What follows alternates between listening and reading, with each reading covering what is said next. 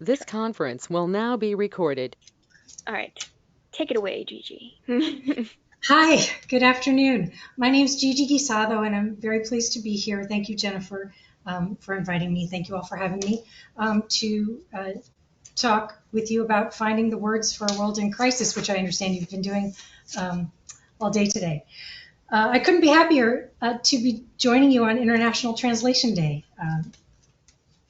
I've been working during this pandemic on a project related to translating COVID-19, and Jennifer found me online and invited me to be here. I'm just thrilled. I come to this work from a background in, I'm going to open my PowerPoint so that you can see it.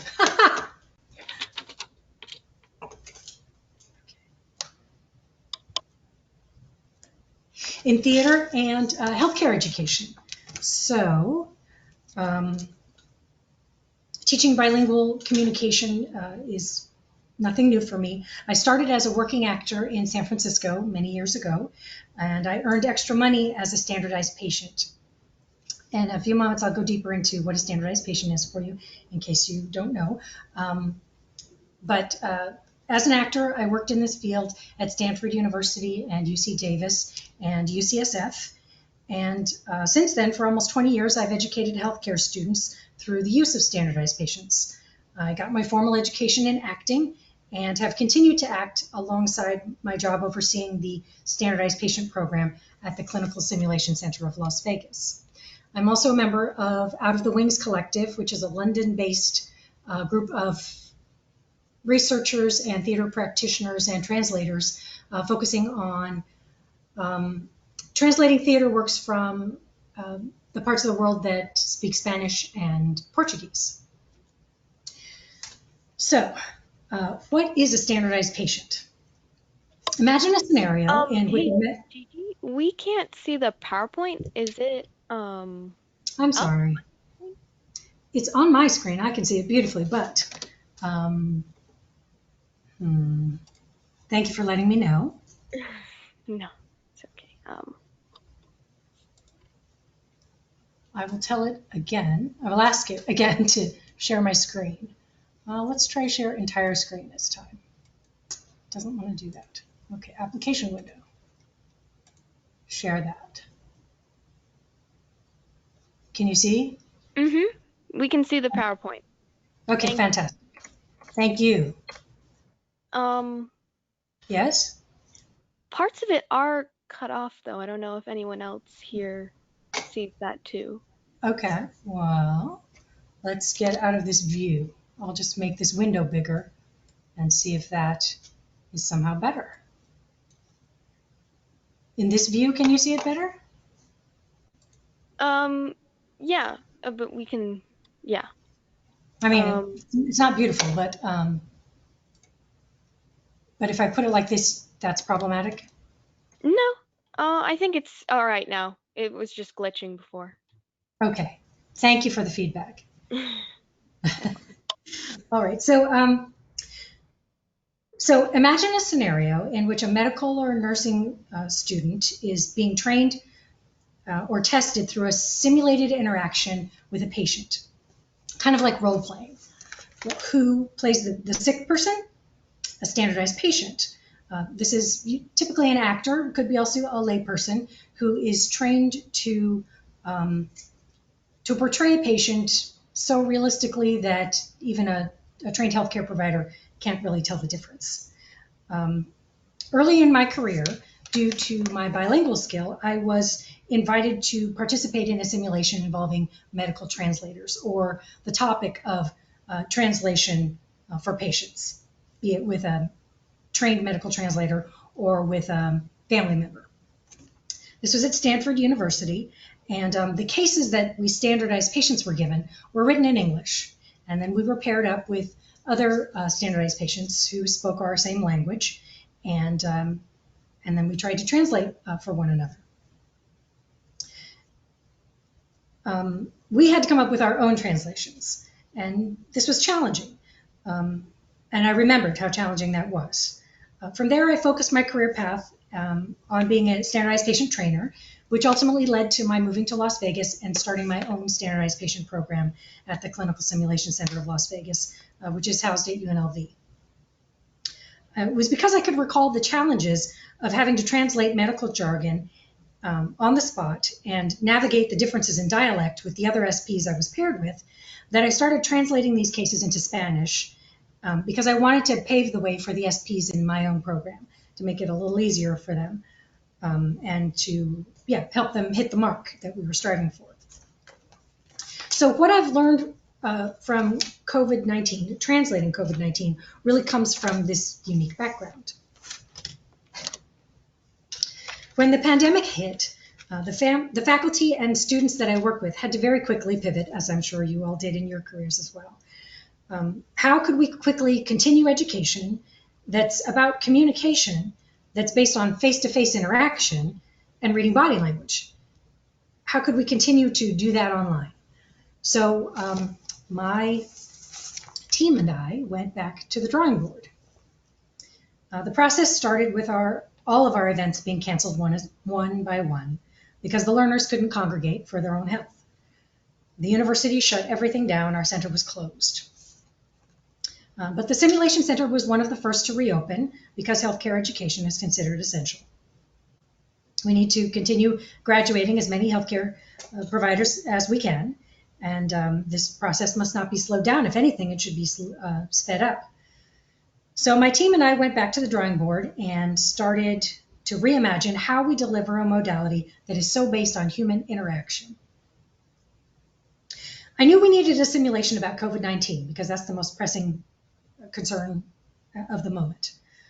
People had thought of that and they had written it, but it was intended for use with an avatar rather than a real person. So it was ready to be delivered with an avatar or AI or with a mannequin, a high fidelity mannequin. The thing that struck me about this, however, was that it was all geared toward native English speakers. So I'm looking at this and I'm imagining it with a live human being, and that's doable. But it was really the perspective as a bilingual, bicultural person that led me to want to translate it. In Las Vegas, we have a large population of people who don't speak English as their primary language. And we invite people from all around the world to come visit us. So when a pandemic hits and you have a multilingual population and a virus that doesn't discriminate, how will healthcare professionals help them? So I wrote the simulation to address that. So as you can see here, our number one non-English language is Spanish, followed by Tagalog. So that's where I focused my efforts. So when the pandemic hits and you have a multilingual population and a virus that doesn't discriminate, how will healthcare providers help them?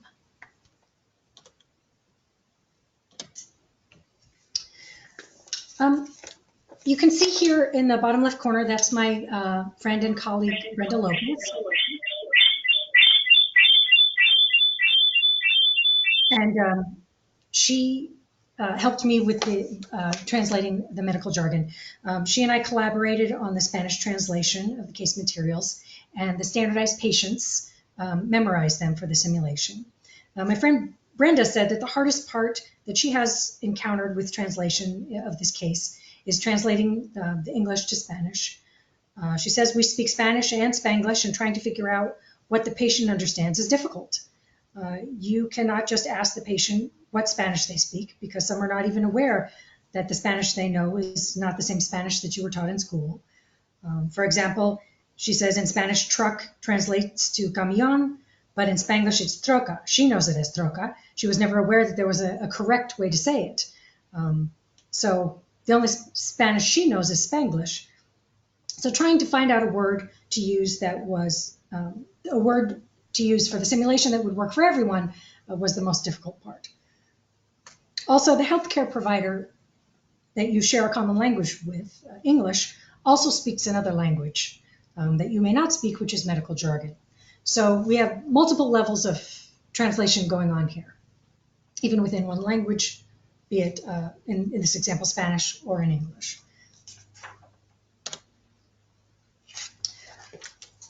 And then there are other, potential roadblocks to treating bilingual patients. We have fear of going to the doctor, fear of not being understood by the doctor or the translator.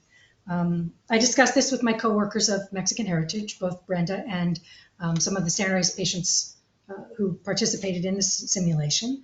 And my friend Brenda said she noticed that in our local Hispanic population, many people are afraid to come forward and ask questions. That can come from pride, that can come from a preference for home remedies over pharmaceuticals. But there's also a concern for asking for help. People don't want to be misunderstood.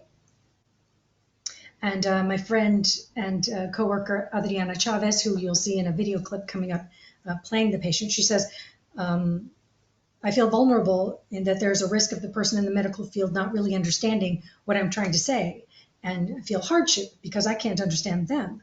There just seems to be frustration that we can't talk openly.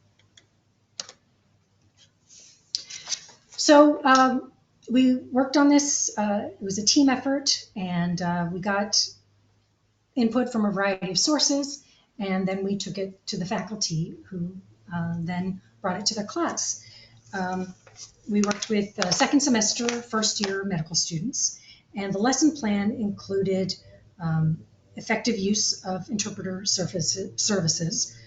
Thankfully, the healthcare system that we're in does have professional medical interpreters available. We also addressed cultural sensitivity as a tenet of patient-centered care. And I made sure to incorporate in the case updated symptoms of COVID-19 that had just been identified. So we worked that in there as part of their lesson plan as well. And I felt really good about just creating this pathway for faculty to discuss these aspects with their class. So it was very atypical that we would rehearse in front of a live audience, but we did. When I told my boss what we were working on, because remember now we had gone home, we'd been shut down and we'd been sent home, and I wanted my boss to know that we were in fact working and trying to move things forward. I didn't want her to think that we were just sitting idly.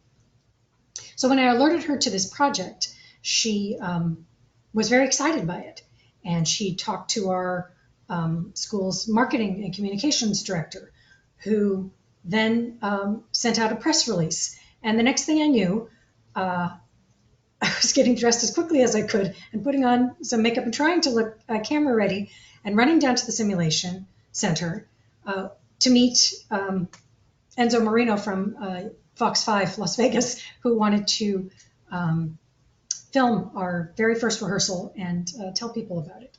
So I was also texting some of my standardized patients who I would ideally cast in this to ask them if they happen to be available on the fly to do a first cold read-through of this simulation for the news.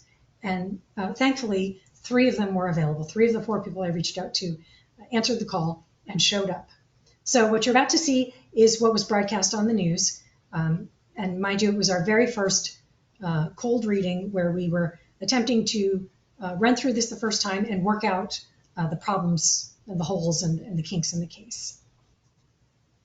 Inside UNLV School of Medicine's Clinical Simulation Center, this is where medical students, aspiring doctors, nurses, and other healthcare workers are going head-to-head with actors who make the doctor's visits look and feel just like the real thing. Nicole, Angel, and Adriana are actors, but the medical students who work with them are training for the real thing.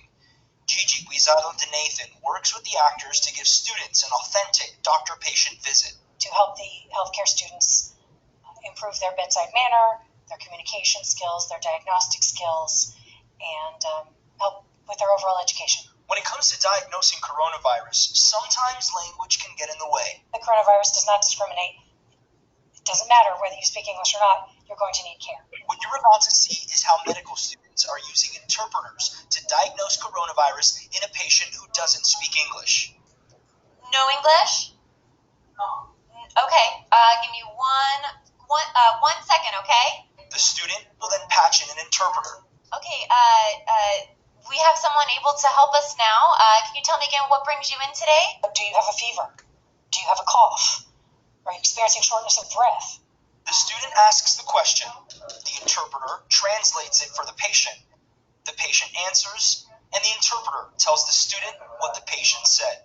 Apenas volví de mi caminata habitual a la tienda de la esquina y estoy muy cansada. Okay, she says she's really tired and weak, and she barely made it back home from her daily walk. We are doing everything we can to prepare the students of UNLV School of Medicine and UNLV School of Nursing, as well as Nevada State College, to be the next generation of healthcare providers that are so desperately needed in these times. Medical students are continuing their studies online.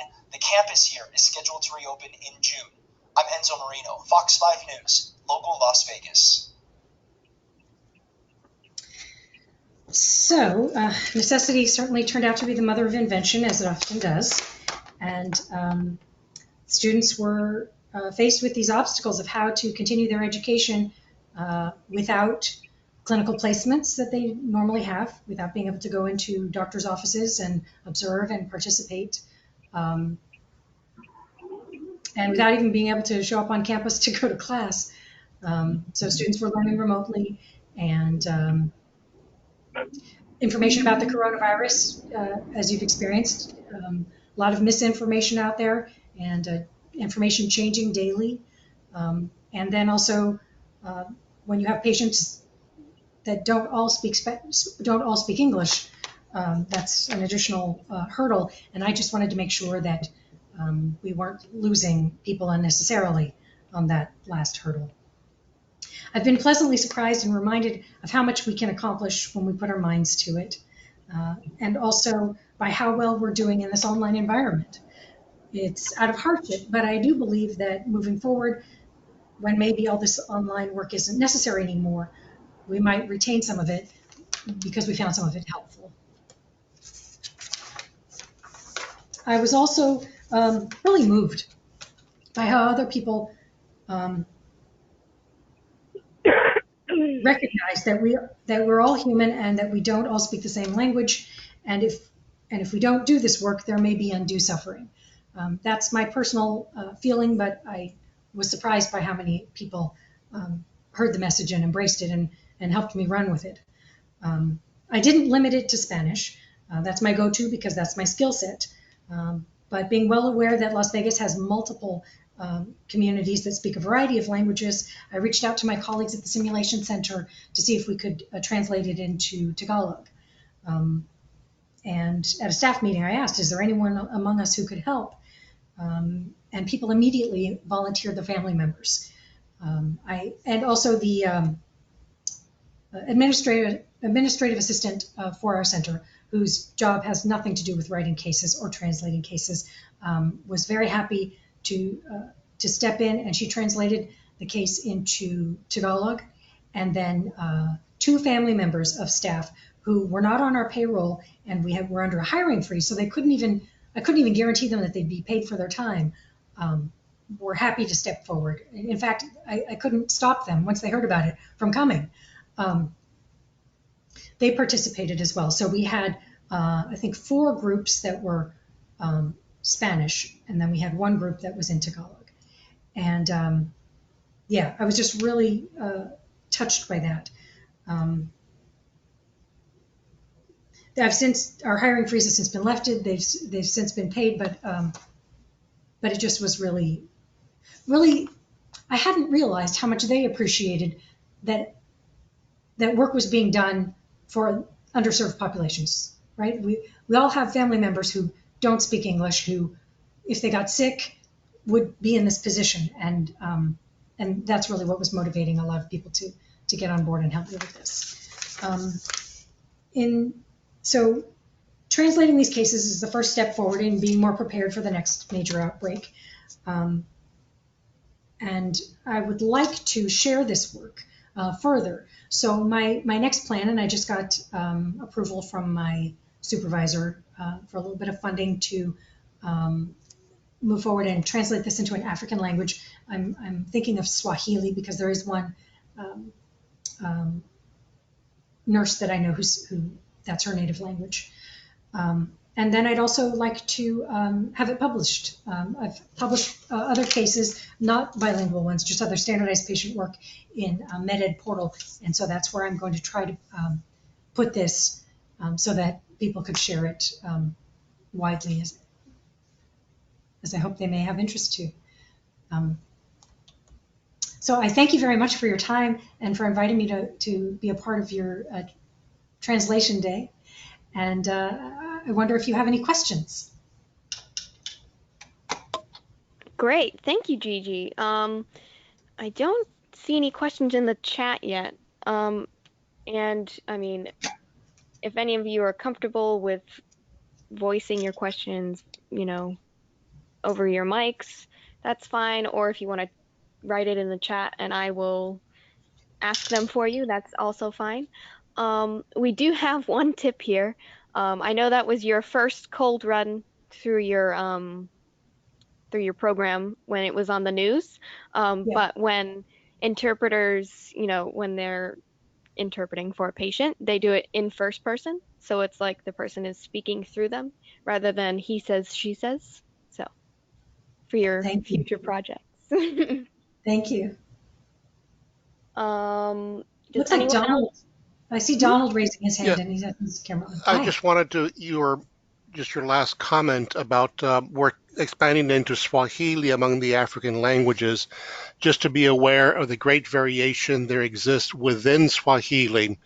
You have the Kiswahili of Eastern Africa, Eastern Central Africa, but that's very different, or there's some significant differences with the Swahili spoken from the Congo, and you have a lot of folks from the Congo over here. So just being aware of some of those differences also as you try to expand your program, but it sounds really fascinating. Thank you. I appreciate that. Yeah, the way that I've written the case and the way I intend to share it is really, as long as there are two people who speak the same language, we can do this. One to play the interpreter and one to play the patient. But yes, if there are variations within a language, then that needs to be addressed. So thank you so much for pointing out that I need to be looking out for that in Swahili. Great. Anybody else want to give any?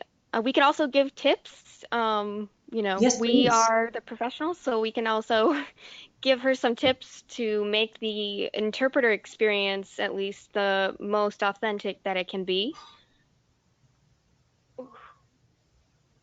I am not an interpreter, so I can't personally give you tips other than that one. I recall from my early days at Stanford that placement was important, that we sit in a triangle so that the healthcare provider can make eye contact with the patient and not be blocked by the eye line of the interpreter looking, at the patient. Do we have anything else to say, anyone? You guys are being very quiet. I see something in the chat. Well.